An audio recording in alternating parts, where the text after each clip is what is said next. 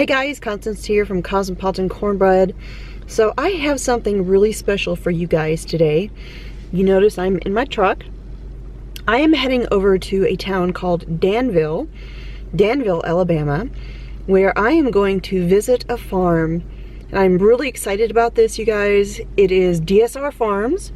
I will link it down below so that you can find it. And here's what I love about DSR Farms. DSR Farms just pastured everything. So I cannot wait to share this farm with you guys.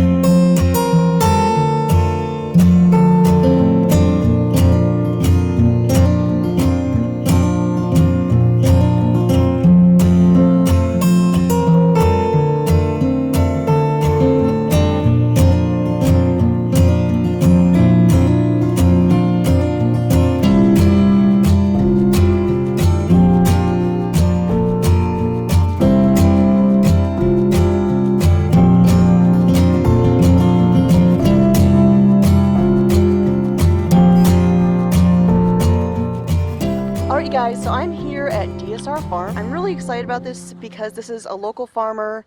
It's someone who I found through social media. Actually, I take that back. I was behind their truck one day and I noticed the symbol on their truck for their farm and looked them up, and then I found them on social media. But what I love about these guys is they do pastured everything, and I think that's fantastic. So Jesse here has agreed to give me the grand tour, so I'm going to take you guys along. So now, how did you get into farming? Completely by accident. Yeah. We had, I think I got 5 chickens. The first chickens that I got, we wanted some fresh eggs. We had a few acres for a home that we was renting. And somehow a friend of mine come up with about 100 of the broilers. And they were young birds. And they came out of a commercial hatchery. They were just, you know, black feathers and things that they cull. So we built a couple of the Sultan style chicken tractors and grew them out on pasture. Completely inexperienced, didn't know what we was doing, but you know, we learned everything from watching YouTube and all of the Joel Sultan videos. So we built us a little plucker while those birds were growing and processed those. I think we did about 15 or 20 or so birds ourselves, and we gave some to friends and family, and I sold a few. And you know, that summer I think we ended up doing 200 or 300 birds before the end of that summer, just because they were just so popular. It kind of blew all of our minds at how good they were. We'd never had anything like that. My parents had, but it was back when they were children, the last time they had chicken like that. So. It probably brought back memories for them too. It did, and that's something that we hear a lot. A lot of my customers have kind of coined the phrase, it's chicken like we had when I was a kid, or chicken like my grandmother used to make. You know, we hear that a lot from customers with the generation before ours especially. Most people my age, I'm just 29, most people my age have never had chicken like that. They don't remember their grandmother, you know, going out and wringing a chicken's neck and having, you know, fried chicken that night. But the generation before, my parents' generation, they can remember those things. So they remember how chicken's supposed to taste.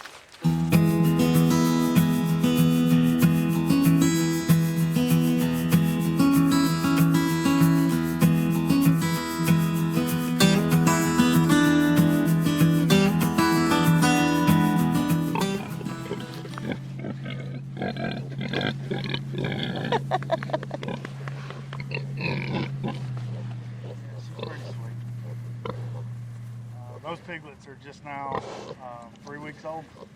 They're little monsters.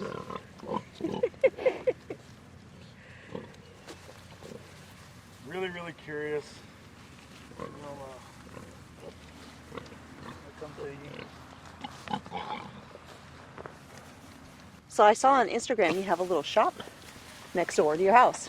Yeah, we have a farm store. We got the farm store I think 2 months ago. And it's just a portable building that we put a lot of our farmers market freezers and things like that in, and it's actually done really well. We did that because in the wintertime our sales drop way down. we kind of struggle during the wintertime to keep sales revenue up. And we wanted to make it kind of easy for people to come and get things 24 hours a day. If the store's open or if the store is unlocked, you know, you can go in and get whatever you want. It's worked out really well. The farm store does really good, especially for the raw milk sales. People can just stop by whenever they get off work and you know, do it at their own convenience. Hi. Hello.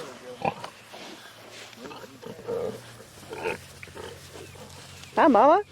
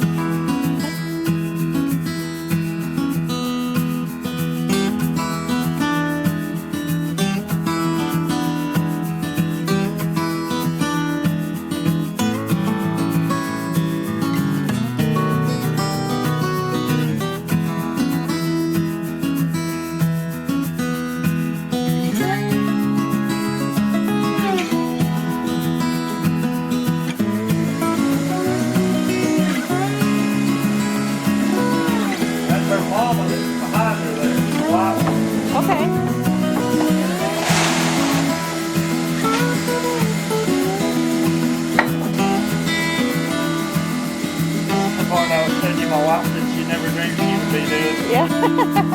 I didn't even really. Yeah.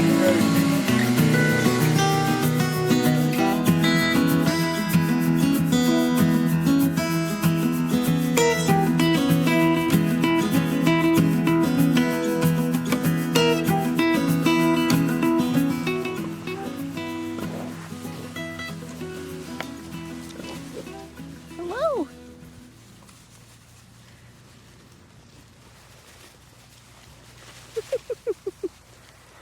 I feel like it's partly my job to help close the gap on the disconnect that people have for how precious the meat that we eat really is.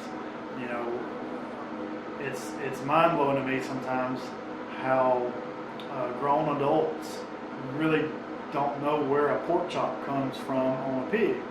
And that's no fault of their own. They've never had to wonder or to know and things like that. So, you know, I feel like it's part of my job to make them understand how precious and valuable these animals are.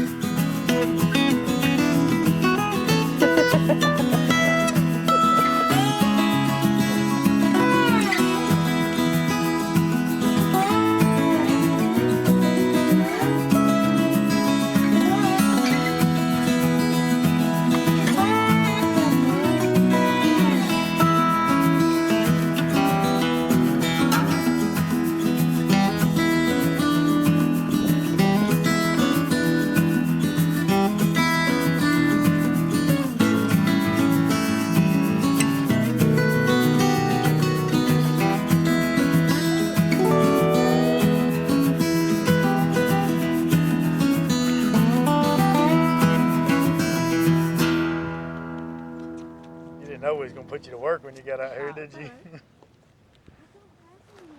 This ain't work.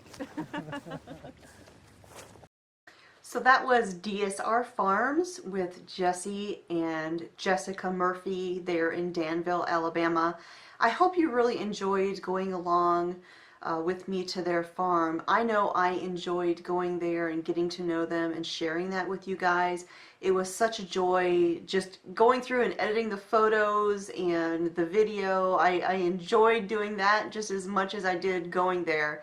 It was such a wonderful experience. It's really encouraging to see a young family like that getting involved with the farming lifestyle, with raising livestock, chickens, pigs, everything just ethically, and being more in touch with their food chain and raising their kids that way. I think there's no better lifestyle out there than raising kids on a farm. I truly believe that. I think that's the best lifestyle there is for kids. I think it makes kids grounded. So something else that Jesse had mentioned about the way they raise their animals was not just how they raise them, but how they go to slaughter. Now, they don't butcher their own hogs. They take them to a slaughterhouse to have that done and have them butchered. But as he said, he doesn't want all of that time, all of that work that he put into raising those healthy hogs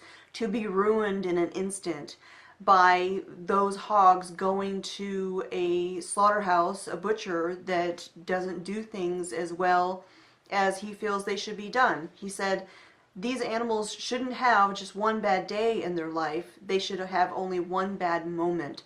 So when it came time for him to find a slaughterhouse to take care of the hogs, he wanted to go to a slaughterhouse who would let them come and see how they do everything step by step, see where his hogs are going, how they're treated. And of all of the places that he contacted, there were only 2 that would let him come and see what they were doing. And he said, if they don't want to let me see what they're doing, then they don't want my hogs. And I think that's a great way to handle things, if you ask me. So like I said, I hope you enjoyed going on this little tour with me. I really want to do lots more of these. I've kind of been waiting for this first one to come up so that I can use this to reach out to other farmers in the area. And not just farmers, but people who have handcrafts, maybe have small businesses, people who are growing and creating things. And I'm going to call it the Homegrown Alabama Tour. So if you know anybody in northern Alabama who would maybe like to be featured like this, please put me in touch with them or them with me, and so we can look into that. And make sure you check out the link that I have down below. I not only did this video, but I also did a blog post about DSR Farms, and you can see lots more fantastic images from the farm, of their animals, and get more information about them and how you can reach them, and in particular how you can become one of their customers. So be sure and check that out. So thanks for watching, you guys. This is Constance from Cosmopolitan Cornbread, and I'll talk to you all next time.